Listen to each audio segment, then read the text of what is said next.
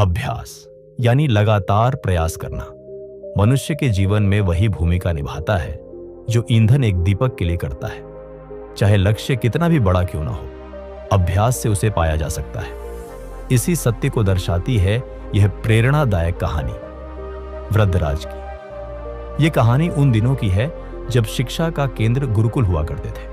वहां विद्यार्थी केवल पुस्तकों से नहीं बल्कि सेवा, अनुशासन और जीवन के व्यावहारिक पक्षों से भी ज्ञान प्राप्त करते थे। उसी समय में एक बालक था, वृद्धराज। वृद्धराज के माता पिता साधारण किसान थे। वे बहुत ही मेहनती और संस्कारी थे। जब वृद्धराज 7 वर्ष का हुआ तो उन्होंने उसे पास के एक प्रसिद्ध गुरुकुल में भेज दिया ताकि वह वहां विद्या अर्जन कर एक अच्छा इंसान बन सके। गुरुकुल में जीवन बहुत अनुशासन और तपस्या भरा था। वृद्धराज को वहां रहना तो अच्छा लगने लगा, लेकिन पढ़ाई में उसका मन नहीं लगता था। गुरुजी जो भी समझाते वह उसके सिर के ऊपर से चला जाता। धीरे धीरे उसकी कमजोरी सबके सामने आने लगी।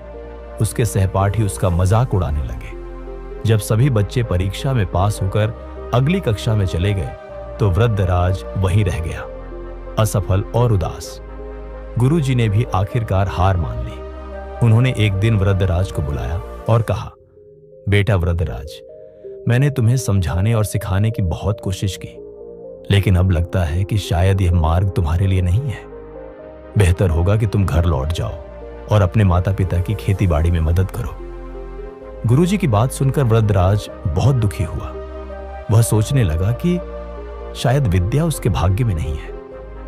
आंखों में आंसू लिए भारी मन से वह घर के लिए चल पड़ा। रास्ते में दोपहर हो गई और उसे प्यास लगने लगी।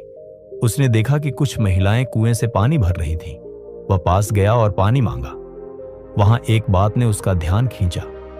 पत्थर के किनारे पर गहरे निशान। ये निशान रस्सी के बार बार रगड़ खाने से बने थे। उसने एक महिला से पूछा, माता, ये पत्थर तो बहुत कठोर लगते हैं, इन पर इतने गहरे निशान कैसे पड़ गए? महिला ने मुस्कुराकर कहा, बेटा, ये निशान हमने नहीं बनाए। ये तो वर्षों से इस कोमल सी रस्सी के कुएं से बार बार पानी खींचने से बने हैं। अभ्यास और समय का चमत्कार है ये।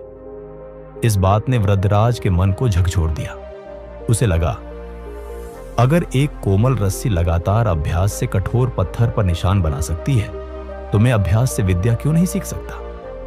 उसके भीतर का आत्मविश्वास जाग उठा। अब वह खुद को कोसने की बजाय सुधारने के लिए तैयार था। उसने ठान लिया कि चाहे जितना समय लगे वह अब अभ्यास से ही अपनी कमजोरी को ताकत बनाएगा। वृद्धराज वापस गुरुकुल आया। गुरुजी हैरान हुए। तुम वापस क्यों आए हो वृद्धराज? वृद्धराज ने विनम्रता से कहा, गुरुवर, मुझे अब समझ में आ गया है कि अभ्यास ही सफलता की कुंजी है। कृपा करके मुझे एक और अवसर दे। मैं पूरी मेहनत और लगन से पढ़ाई करूंगा। गुरुजी ने उसकी आंखों में नया आत्मविश्वास देखा। वे मुस्कुराए और बोले, अगर तुम सच्चे मन से अभ्यास करोगे तो मैं तुम्हारा पूरा साथ दूंगा। इसके बाद वृद्धराज ने दिन रात एक कर दिए। वह सूरज उगने से पहले उठ जाता, अभ्यास करता, पाठों को दोहराता और गुरुजी से प्रश्न पूछता। भले ही उसकी प्रगति धीरे हो, लेकिन वह थमता नहीं था। वर्षों के अभ्यास ने उसका काया पलट कर दिया। जहां पहले उसे अक्षर समझ नहीं आते थे, अब वह जटिल संस्कृत ग्रंथों को भी समझने लगा।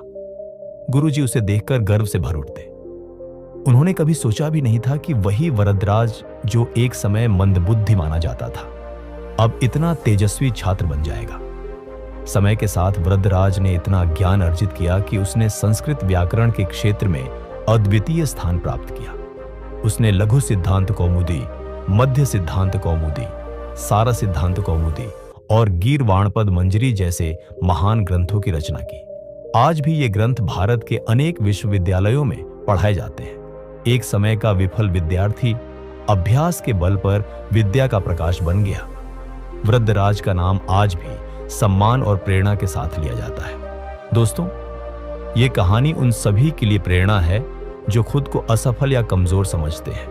वृद्धराज की तरह अगर आप भी अभ्यास के मार्ग पर चलें तो एक दिन आपके नाम की भी गूंज होगी। तो याद रखिए, कर्म से बड़ी कोई पूजा नहीं, अभ्यास से बड़ी कोई विद्या नहीं और लगन से बड़ा कोई भाग्य नहीं।